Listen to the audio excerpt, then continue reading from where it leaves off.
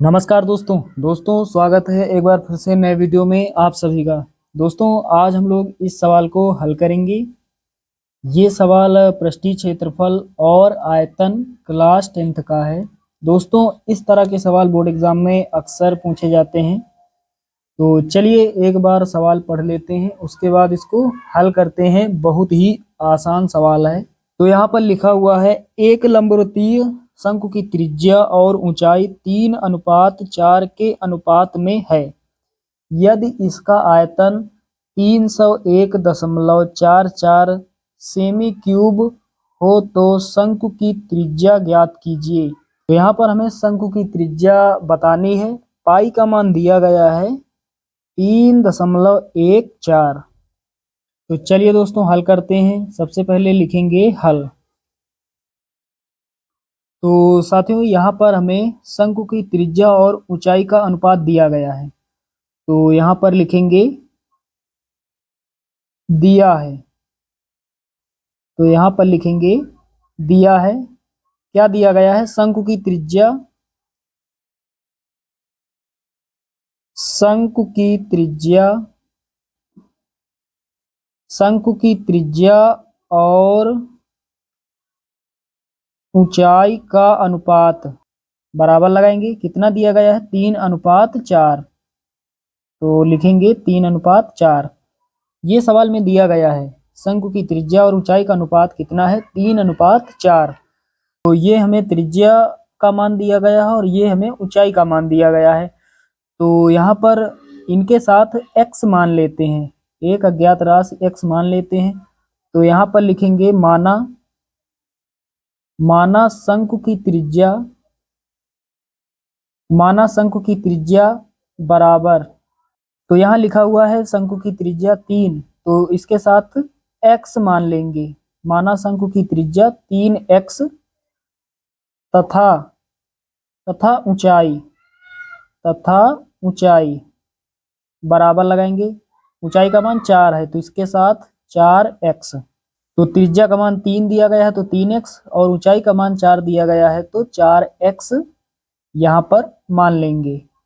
तो यहाँ पर हमने क्या लिखा? माना शंकु की त्रिज्या 3x तथा ऊंचाई 4x।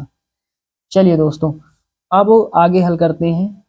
अब यहाँ शंकु का आयतन सूत्र लगा देते हैं।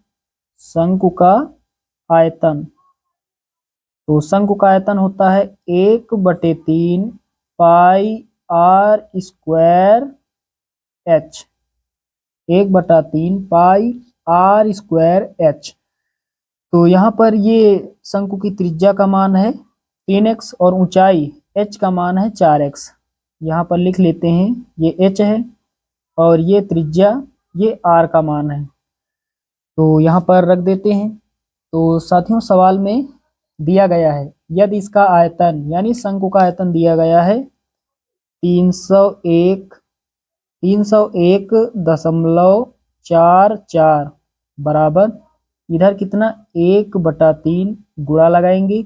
पाई का मान हमें रखना है 3.14। 3.14 ये पाई का मान है। उसके बाद आर स्क्वायर है तो आर यानी त्रिज्या का मान कितना? 3x। तो यहाँ पर गुणा में 3x का स्क्वायर यहाँ पर। तो r का मान 3x है, ऊपर स्क्वायर है तो 3x का स्क्वायर यहाँ पर हमने लिख दिया। गुणा लगाएंगे h का मान कितना है? ऊंचाई का मान कितना है? 4x। चलिए अब आगे हल करते हैं।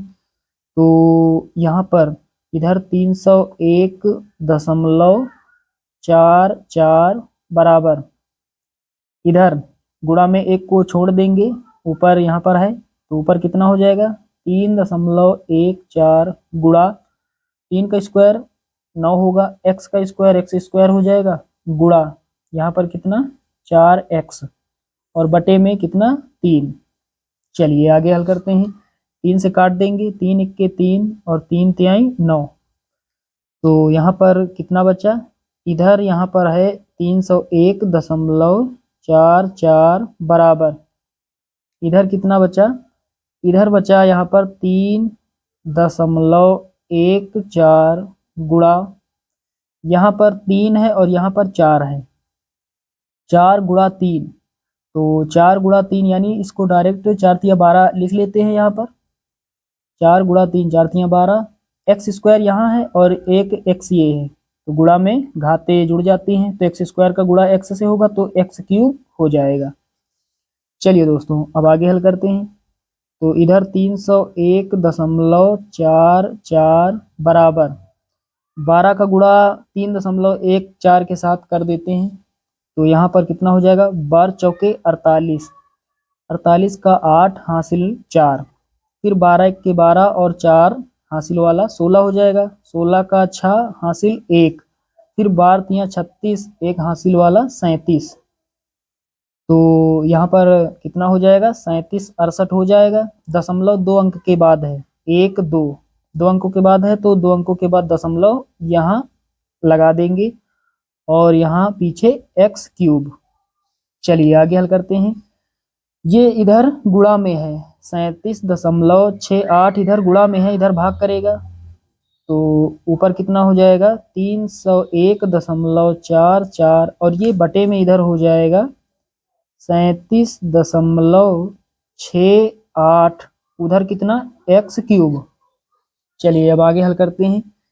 2 अंकों के बाद दशमलव यहाँ है और नीचे भी 2 अंकों के बाद दशमलव है, तो दशमलव से दशमलव कट जाएगा, तो ऊपर कितना बचेगा, ऊपर बचेगा 301 और 4 4 यानी कुल मिलाकर 30,144 हो जाएगा, और नीचे कितना 3,768, 3,768 दशमलव कट गया, दशमलव से दशमलव कट गया।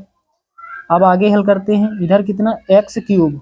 चलिए पहले एक्स क्यूब लिख लेते हैं बराबर दोस्तों 30,144, इसको हम लिख सकते हैं 3768 गुणा 8।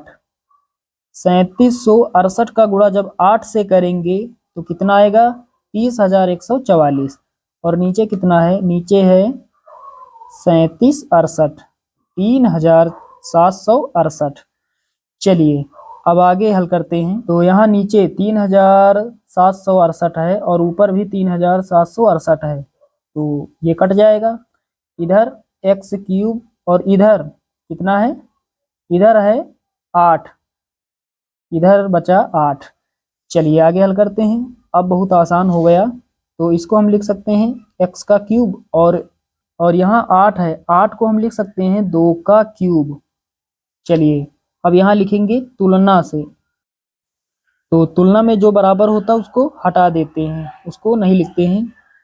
तो यहाँ पर x बराबर 2, x बराबर कितना हो जाएगा, 2। x का मान हमने निकाल लिया है। अब हम शंकु की त्रिज्या आसानी से पता कर सकते हैं। तो यहाँ पर लिखेंगे, इसलिए शंकु की त्रिज्या, तो शंकु की त्रिज्या को हमने माना है, यहाँ पर देख पा रहे हैं शंकु की त्रिज्या हमने मानी है 3x, तो यहाँ पर लिखेंगे 3x। अब यहाँ पर x का मान रख देंगे, 3 गुणा x, x यानी 2, x के स्थान पर हमें 2 रखना है, तो 2 गुणा 3 कितना हो जाएगा, 6, 6 सेमी।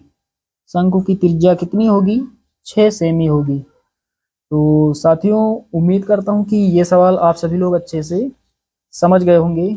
चलिए दोस्तों मिलते हैं अगले वीडियो में, तब तक के लिए जय हिंद।